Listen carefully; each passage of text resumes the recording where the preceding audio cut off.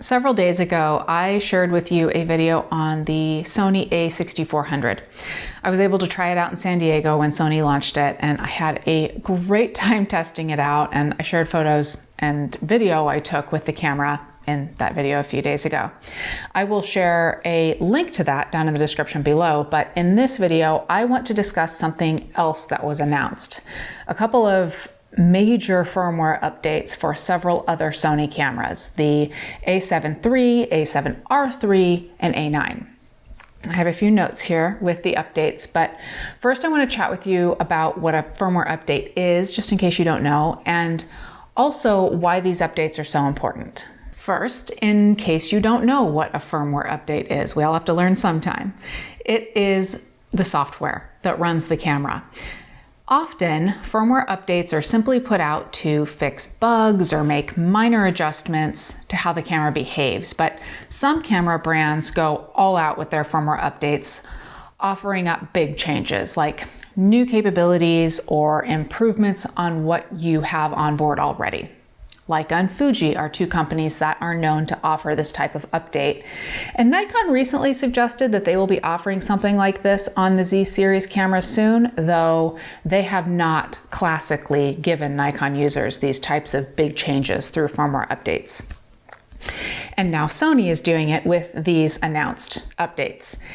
And this matters because you get to keep the hardware you have.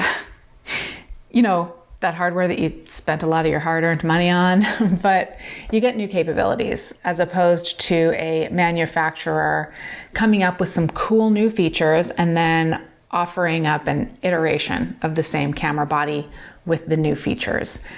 And then you have to purchase it to get those new features. We've been in a world where for several large camera brands, a camera is released and then a year or two later, there's the Mark II or Mark III, or there's a small model number increase.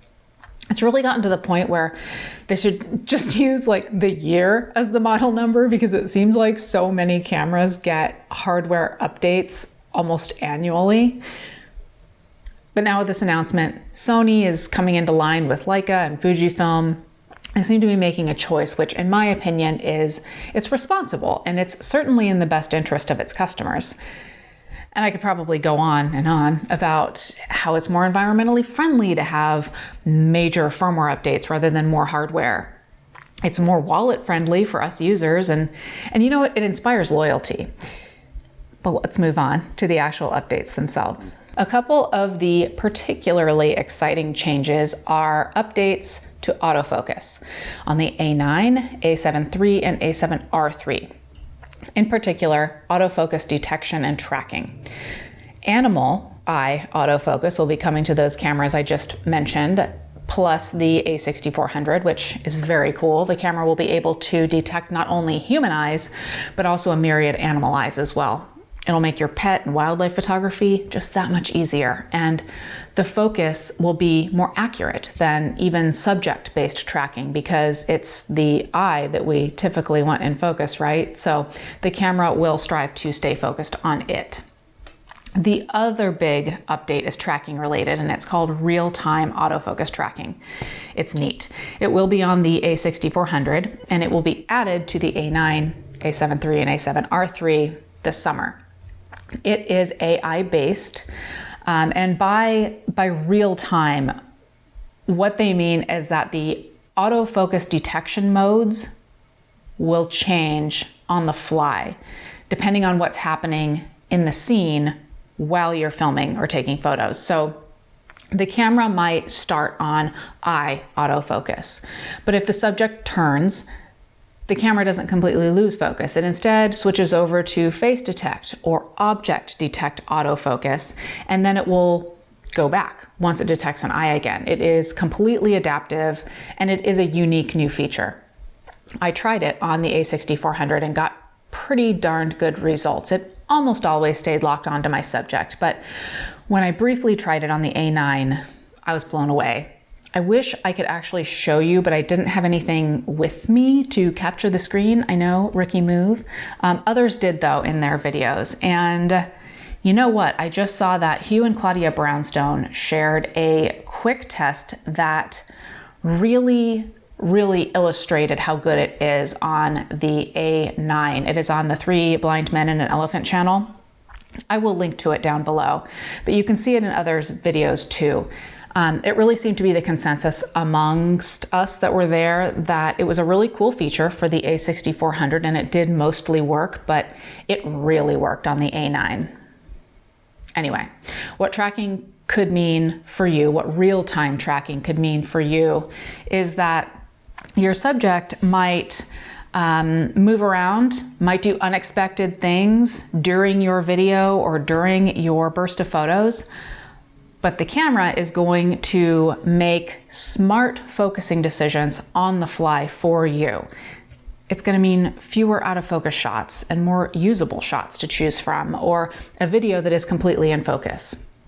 For me and my work in self-portraiture and filming videos of myself by myself, I think I would need to use the mobile app to choose myself in the frame so that it would get that real-time tracking started. But then I would be getting the shots that I envision, both photo and video, and they would be in focus reliably, which is really cool, and darn Sony for making these enticing features. On a related autofocusing note, also included in these updates is more control over how the camera focuses for video. So you can customize the speed and responsiveness of the autofocus, because high speed is great, right? Jumping right into focus. But for videography, you don't necessarily want the focus banging around instantly. You may want a smooth, more relaxed transition from focusing on one subject to another.